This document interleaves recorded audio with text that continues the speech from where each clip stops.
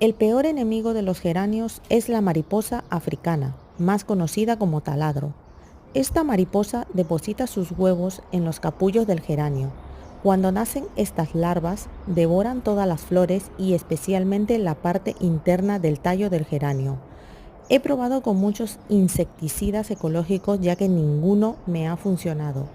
Estoy utilizando un insecticida sistémico y la verdad que estoy muy contenta con los resultados. Para más información, no olvides de suscribirte a mi canal, dejarme un comentario y regalarme un like. Bye.